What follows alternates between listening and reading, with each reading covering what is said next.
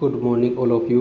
तो हम बात करते हैं भारत की कुछ महत्वपूर्ण जो प्रमुख झीलें हैं, सिर्फ उन्हीं की ही बात करेंगे और एग्ज़ाम में आती हैं।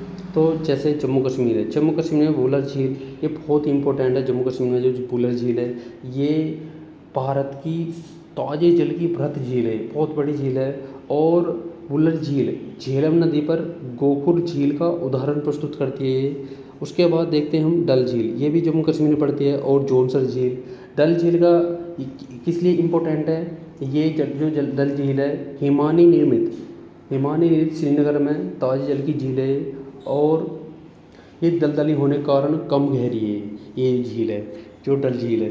तो इसके बाद देखते हैं हम सांबर झील, जो राजस्थान में सांबर झील पड़ती है। सांबर झील ये अंतःस्थलीय खारे पानी की बहुत बड़ी झील है और भारत का 60% नमक यहीं से ही प्राप्त होता है। ठीक, एक पड़ती है देवर झील। देवर झील ये भी राजस्थान में पड़ती है, देवर झील बोलते हैं जिसे हम। ठीक, तो ये मीठे जल की झील है और भारत की दूसरी सबसे बड़ी कृत्रिम झील है। ठीक, फिर बात करते हैं हम लोकटक, जो मणिपुर में पड़ती है। लोकटक झील मणिपुर में पड़ती है, मीठे पानी की झील है और यहीं पर ही जल विद्युत केंद्र भी स्थापित है। और विश्व में तैरती द्वीपीय झील है जिसे फुंडी के रूप में जाना जाता है।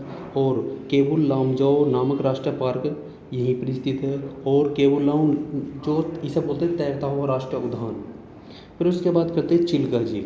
चिल्का जो उड़ीसा में पड़ती है, ये भारत की सबसे बड़ी लेगून झील है, भारत की सबसे बड़ी और खारे पानी की बृहत झील है। यहाँ पर झींगा जो मछली होती हैं वो पाई जाती है यहाँ पर।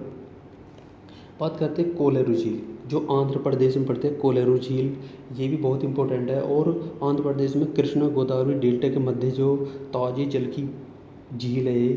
फिर उसके बाद बढ़ते हैं पुल्लिकट जो आंध्र प्रदेश में है, ये भी आंध्र प्रदेश में और लेगून झील है ये भी। ठीक, तो इसका जो निर्माण है समुद्र से बालू की जो भित्ति है अलग होने से हुआ, इसका जो निर्माण हुआ है पुल्लिकट झील का निर्माण। और उसके बाद देखते हैं हम जो वेमना झील है, जो केरल में पड़ती है, खारे जल की लेगून झील है। और इसी झील में ही वेलिंगटन द्वीप स्थित है जहाँ पर राष्ट्रीय नौकायन प्रतियोगिता होती है। और भारत का सबसे छोटा राष्ट्रीय जो राजमार्ग है NH-47 है, वेलिंगटन द्वीप से होकर ही गुजरता है। ठीक, तो लोनार झील है, जैसे लोनार तुम्हारे महाराष्ट्र में पड़ती है। ये महाराष्ट्र में ये जो झील है लोनार झील, ये ज्वालामुखी या उल्कापात द्वारा निर्मित है। एक क्रेटर, एक गड्ढे के रूप गड्ढे की तरह है, जो जहाँ पर ज्वालामुखी वगैरह फटा था और एक बहुत बड़ा गड्ढा हो गया है। तो ये ज्वालामुखी या उल्कापात द्वारा निर्मित है ये झील, लोनार झील जो है। बात करते हैं रेणुका झील।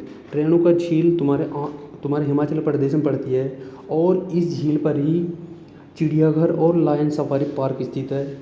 उसके बाद देखते हैं हम रूपकुंड झील। जो रूपकुंड झील है तुम्हारे उत्तराखंड में पड़ती है। रूपकुंड झील ये जो उत्तराखंड और मध्य हिमालय में स्थित है, जो ताज जल है उसकी प्राकृतिक झील है ये।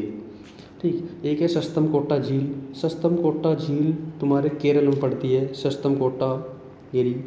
तो ताजे जल की ये बृहत झील है। एक झील है समताल या सत झील, जो तुम्हारे उत्तराखंड में पड़ती है। ये झील झीलमताल नगर के निकट स्थित है। और यहाँ पर जो प्रवासी पक्षी हैं, प्रवासी पक्षियों का स्वर्ग कहा जाता है, जो सतताल जो झील है इसे। और एक है सूरजताल भी तुम्हारे उत्तराखंड में हिमाचल प्रदेश में पड़ती है, बड़ा लाचला दर्रे के निकट स्थित है और ताजे जल की झील है ये भी।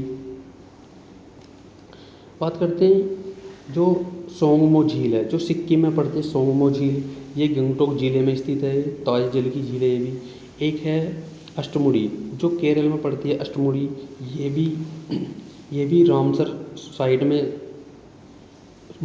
शामिल हुई है ये, और अंतर्राष्ट्रीय महत्व की आर्द्रभूमि घोषित किया गया है इसे, जो अष्टमुड़ी झील है। एक है भीमताल झील, जो उत्तराखंड में पड़ती है तुम्हारे।